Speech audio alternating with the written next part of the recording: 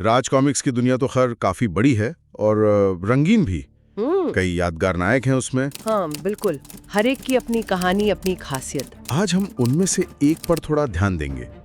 एक ऐसा हीरो जो अपनी शक्तियों के लिए किसी जादू टोने या मतलब पौराणिक कथा पर निर्भर नहीं है।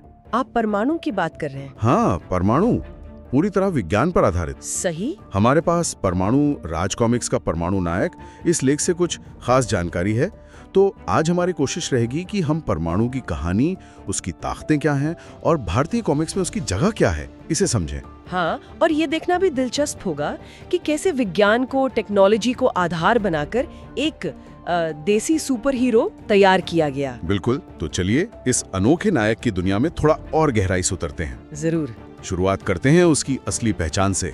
परमाणु का असली नाम विनय। हाँ, विनय दिल्ली पुलिस में एक इंस्पेक्टर, एक साधारण पुलिस अफसर, जब तक कि वो घटना नहीं हुई। हाँ, और उसके चाचा थे प्रोफेसर के वर्मा, एक वैज्ञानिक। उन्होंने ही वो खास सूट और हेलमेट बनाया था। जी, परमाणु ऊर्जा से चलने वाला। और जैसा आपने कहा, एक घटना हुई, विनय के दोस्त जॉनी की हत्या। हाँ, अपराधियों ने कर दी थी और विनय ने फिर बदला लेने की ठानी। और यहीं पर प्रोफेसर वर्मा सामने आए। उन्होंने विनय को वो सूट दिया ताकि वो इन अपराधियों से लड़ सके। और इस तरह विनय बन गया परमाणु, भारत का न्याय रक्षक जैसा कहा जाता है। सही। और ये बात दिलचस्प है कि ये किरदार, जैसा आपने शुरू में कहा, पूरी तरह विज्ञान पर आधारित है। हाँ, नागराज या भोकाल जैसे नायकों से बिल्कुल अलग। उनकी शक्तियां तो अक्सर अलौकिक होती हैं। हाँ, परमाणु कुछ हद तक शायद जैसे पश्चिम में डीसी का एटम है या मार्वल का आयरन मैन या एंटमैन, उनकी याद दिला सकता है, पर इसका अंदाज एकदम देसी था। बिल्कुल, दिल्ली वाला फील। हाँ, वही। और ये पहली बार कब आया था? 1991 में, है ना? जी हाँ, 1991 में। राज कॉमिक्स की कॉमिक थी परमाणु फौलाद का इक्का, और आते ही काफी पसंद किया गया था। बहुत, क्योंकि उसमें वो science fiction, crime fighting, super hero action, सबका एक अच्छा मिक्स था। हाँ, वो कॉम्बिनेशन शायद काम कर गया। बिल्कुल। अच्छा, अब आते हैं उसकी शक्तियों पर। ये तो कमाल की हैं और सारी की सारी उस सूट और हेलमेट से आती हैं। हाँ, उसके चाचा प्रोफेसर वर्मा के डिजाइन किए हुए सूट से। सबसे पहले तो आकार बदलना, छोटा बड़ा होना। हाँ, वो परमाणु जितने छोटे आकार तक सिकुड़ सकता है या फिर एकदम विशाल रूप ले सकता है। और क्या क्या कर सकता है वो सूट? अरे बहुत कुछ। टेलीपोर्टेशन है, मतलब पलक झपकते कहीं भी पहुंच जाना। वाह। फिर एनर्जी ब्लास्ट्स हैं, अपने हाथों से वो शक्तिशाली परमाणु किरणें छोड़ सकता है। सुपर स्ट्रेंथ भी है। हाँ, जबरदस्त ताकत, उड़ान भर सकता है, एक फोर्स फील्ड मतलब एक सुरक्षा कवच बना सकता है। और हेलमेट में भी कुछ खास है शायद? हाँ, हेलमेट में ट्रैकिंग सिस्टम है, टेलीकम्युनिकेशन की सुविधा है, वो भी होलोग्राम वगैरह के साथ, लंबी दूरी का संचार। मतलब पूरा हाईटेक मामला एकदम। और एक खतरनाक क्षमता भी तो है, सूट का आत्मविनाश। हाँ, सेल्फ डिस्ट्रक्ट मोड, जो एक परमाणु बम की तरह फट सकता है, हालांकि इसका इस्तेमाल शायद ही कभी हुआ हो। बहुत खतरनाक जो है। तो ये तो वाकई Iron Man plus atom plus Antman का मिक्स हो गया। हाँ, कह सकते हैं, पर अपने देसी अंदाज में। लेकिन यहाँ एक बहुत जरूरी बात है। क्या? उसकी सारी ताकत, सारी क्षमताएं उस सूट पर निर्भर हैं।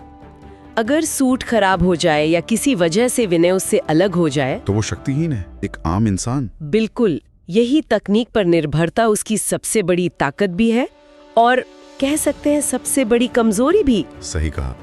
यह दिखाता है कि कैसे तकनीक अपराध से लड़ने का हथियार तो है, पर उसकी अपनी सीमाएं हैं, अपने खतरे हैं। जी हाँ।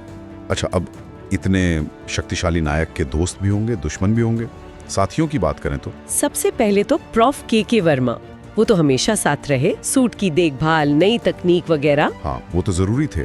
और पुलिस में इंस्पेक्टर विक्रम, और फिर दूसरे राज कॉमिक्स के हीरो भी, जैसे सुपर कमांडो ध्रुव, नागराज। हाँ, उनके साथ भी कई बार मिलके काम किया परमाणु ने।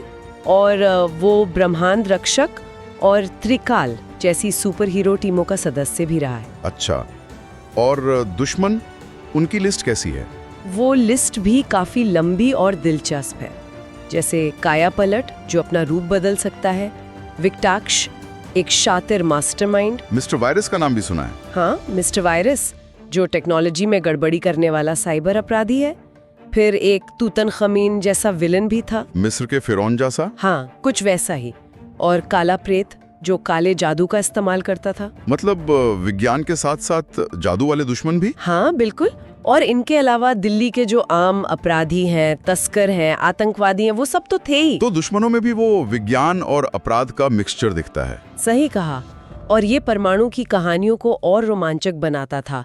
उसे सिर्फ शारीरिक लड़ाई नहीं लड़नी पड़ती थी, दिमागी और तकनीकी चुनौतियां भी थीं। तो 90s और 2000s में परमाणु काफी लोकप्रिय रहा होगा। बहुत ज्यादा, खासकर उन बच्चों और युवाओं में जिन्हें साइंस फिक्शन पसंद था। और उसकी कहानियों का दिल्ली में सेट होना, वो देसी विलन, भारतीय माहौल, ये सब चीजें भी शायद उसे पाठकों से जोड़ती होंगे। बिल्कुल।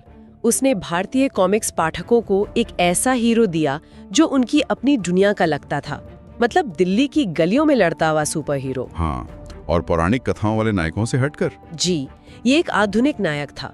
विज्ञान और अपराध कथा का वो मेल उस समय काफी नया और आकर्षक था।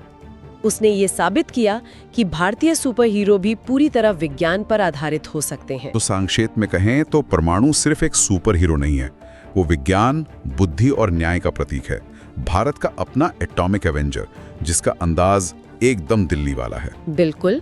और यहाँ एक विचार आता है, एक सवाल मन में उठता है। कैसा सवाल? कि परमाणु जैसा नायक, जिसकी सारी की सारी शक्ति एक इंसान की बनाई तकनीक यानी उस सूट पर निर्भर है, क्या वो आज के दौर में जहाँ तकनीक इतनी तेजी से बदल रही है, हर रोज कुछ नया आ रहा है, क्या वो अपनी प्रासंगिकता, अपनी बढ़त बनाए रख सकता है?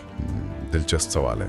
क्या उसे हमेशा नई और बेहतर तकनीक के पीछे भागते रहना होगा, या उसके किरदार में, उसकी कहानी में कुछ ऐसा है जो सिर्फ तकनीक से बढ़कर है? ये एक ऐसा सवाल है जिस पर पाठक सोच सकते हैं।